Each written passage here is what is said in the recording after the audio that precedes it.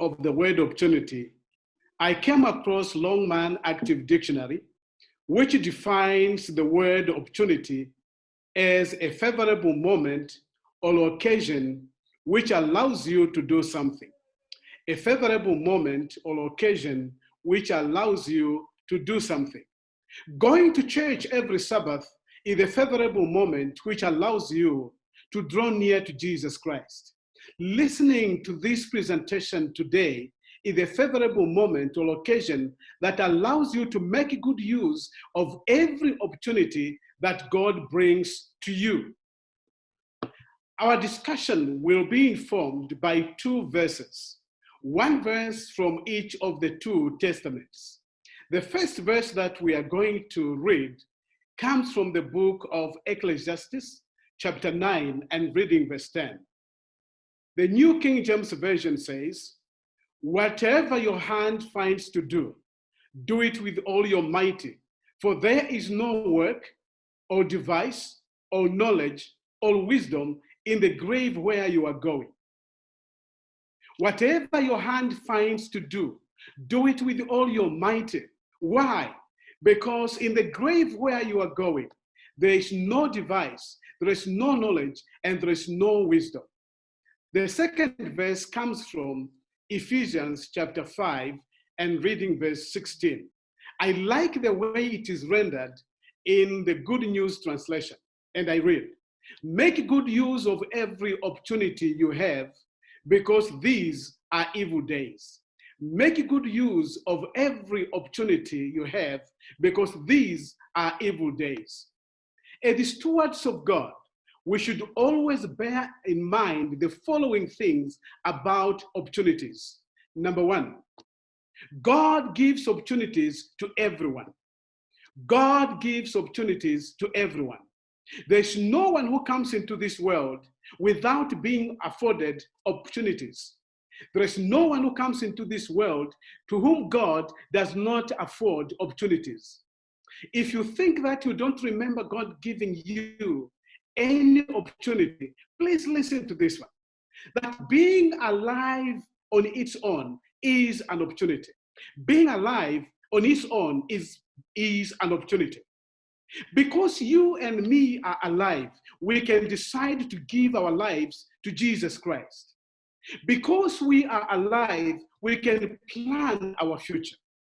Because we are alive, we can plan how we want our lives to be 2, 3, or even 10 years from now. That is an opportunity, because there are those who are not alive today, who have no opportunity to give their lives to the Lord. And so God gives opportunities to every person who has ever lived here on earth. Number two, opportunities never last forever. Opportunities never last forever. And we may ask a question, why is it that opportunities never last forever? There are several answers we can give to this question. One of those answers is, we, the recipients of opportunities, don't last forever. We are here today, tomorrow we are gone. And that's why opportunities never last forever. And secondly, opportunities also are affected by certain circumstances that surround us. If your health fails you, you no longer have an opportunity to go on God's errands. Or in case you move from one place to the other, the opportunities that you might have had in one location may not be there where you are going. And therefore, we should never postpone that which we can do today to a future date. If there's something you are supposed to do today, do it today and never say, I'll do it tomorrow. I have learned this by experience. A few years ago, I went to conduct an evangelist campaign in one area. And when I got to that area, I met my good old friend. He was not a believer. And so when I told him that in 3 weeks' time, I would be in his area to conduct an evangelistic campaign, he was very excited. And he told me in no uncertain terms that I want to be the first convert when you come to conduct that evangelistic campaign. And I was very excited. And I said, you know what? I already have one baptismal candidate. And for sure, in 3 weeks' time, I was already in the area. And I told my hosting pastor that I want to see this man because he is my friend and there's a promise he made. Little did I know that the house of my friend actually was near to where the evangelist campaign was going to be conducted from.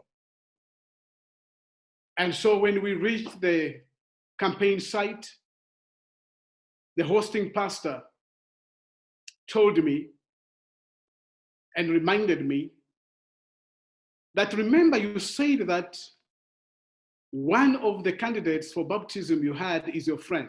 And I said, yes. Unfortunately, he looked at me and said, do you see those tents there? Pointing in a distance, which was almost about 50 meters from where we were going to conduct this evangelist campaign. And he told me that your friend passed away 5 days ago. And just yesterday,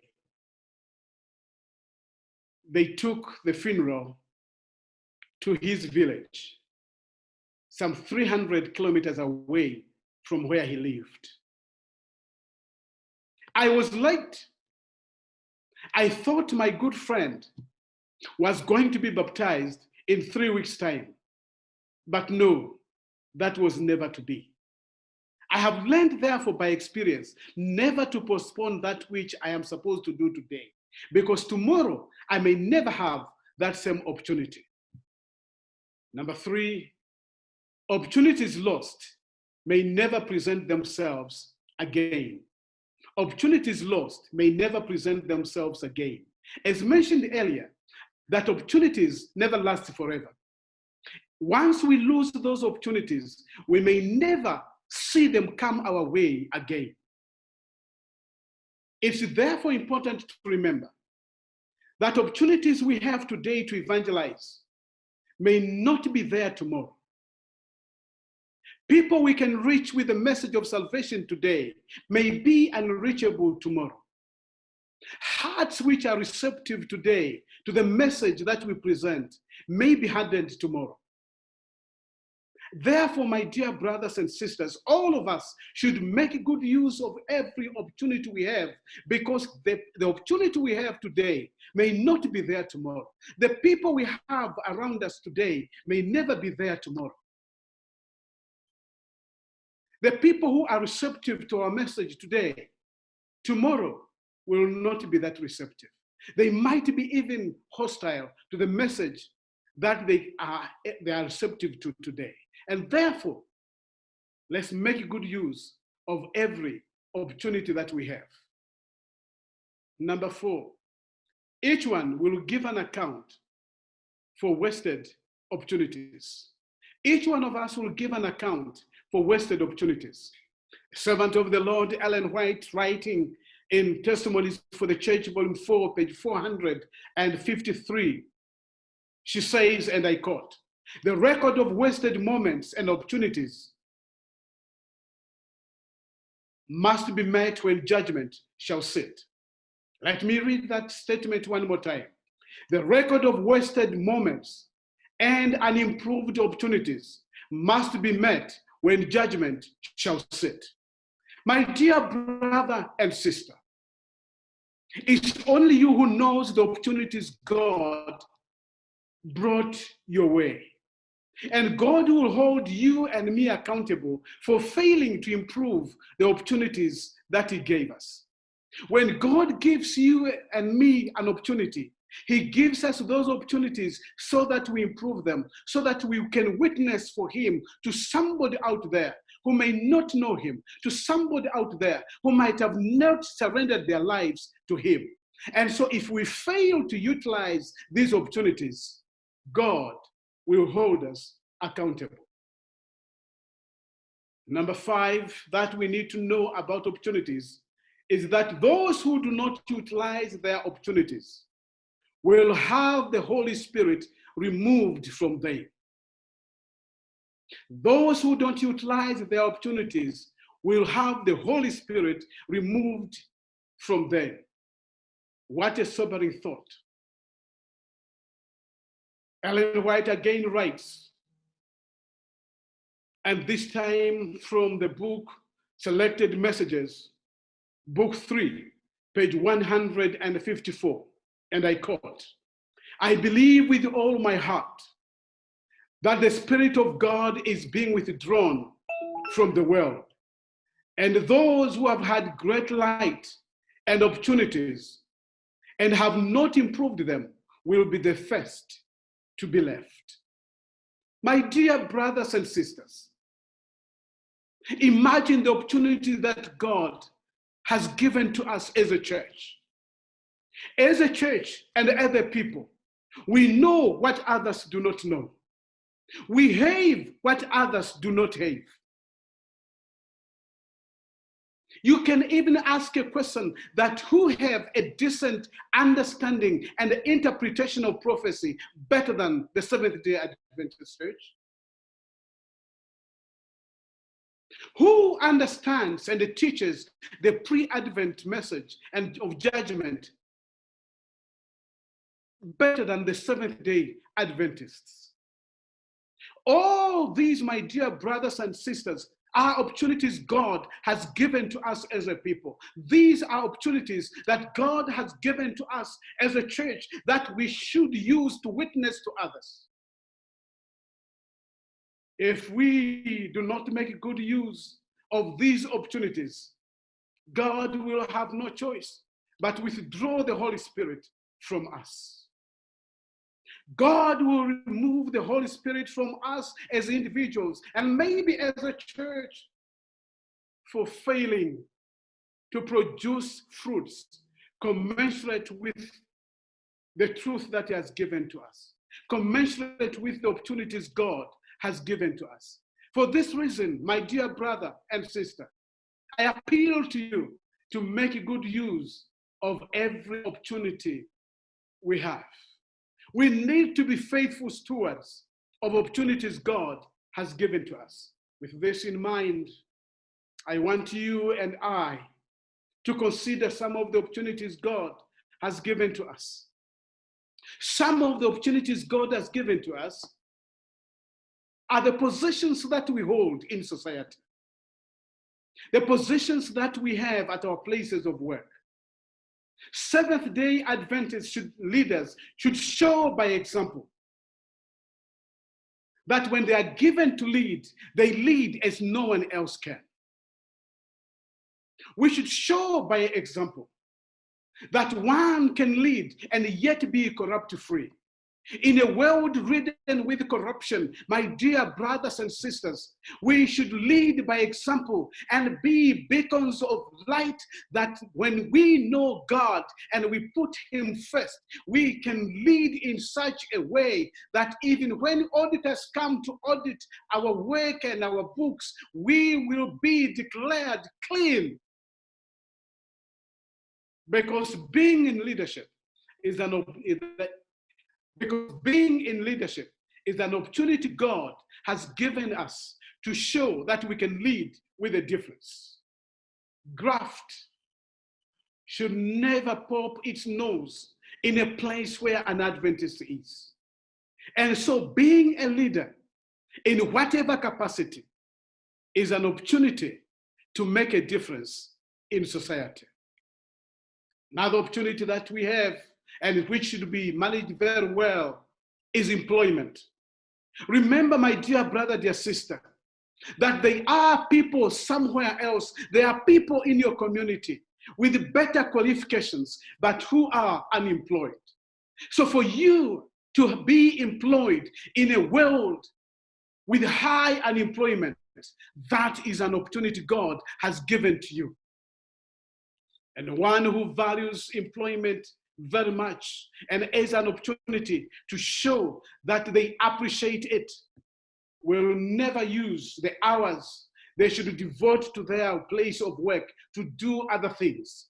My dear brother, dear sister, remember, you leave your home every day to go for that place. You leave your family to go to that place of work. And then why should you use the hours for your employment to do other things?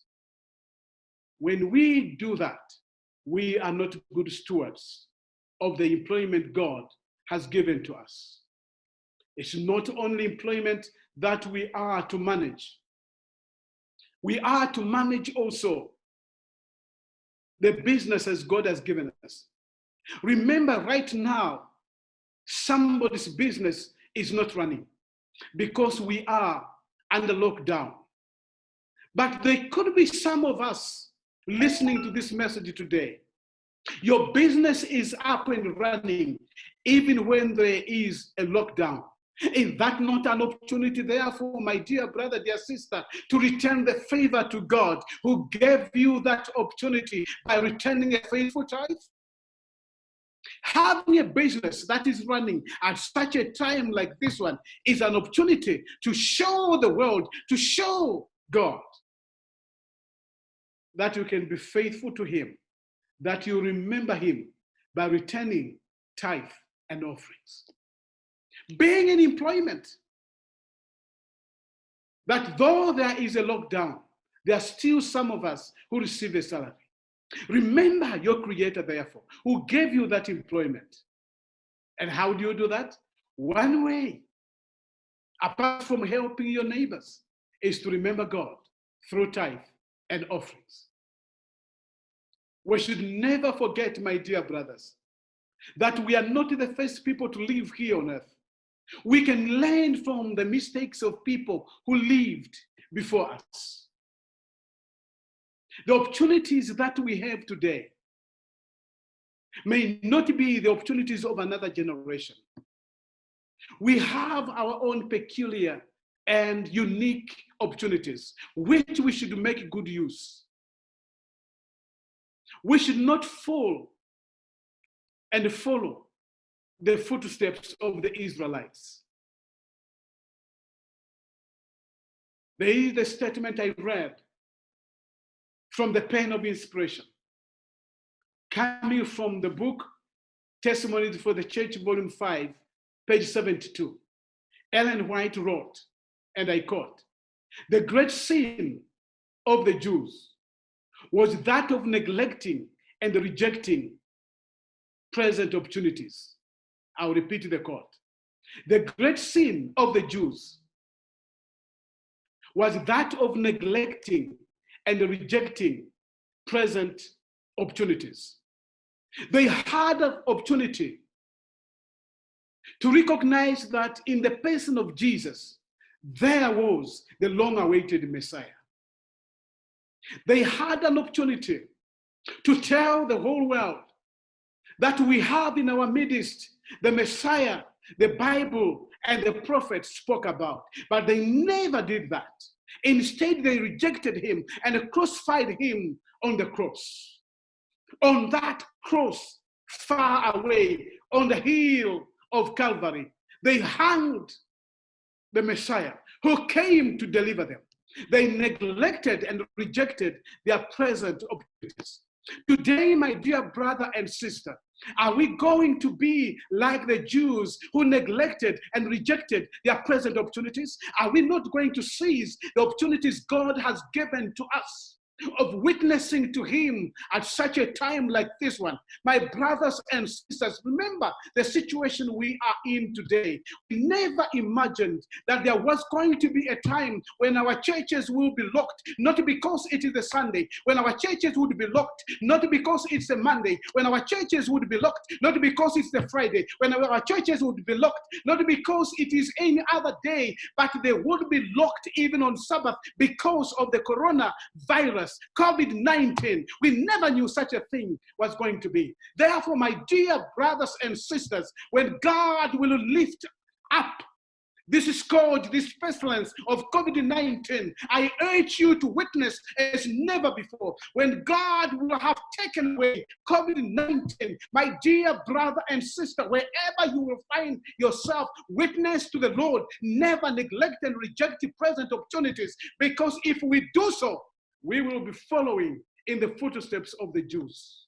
My appeal to you, and I appeal to myself, is be a good steward of opportunities and never neglect and never reject present opportunities. God bless you. Amen.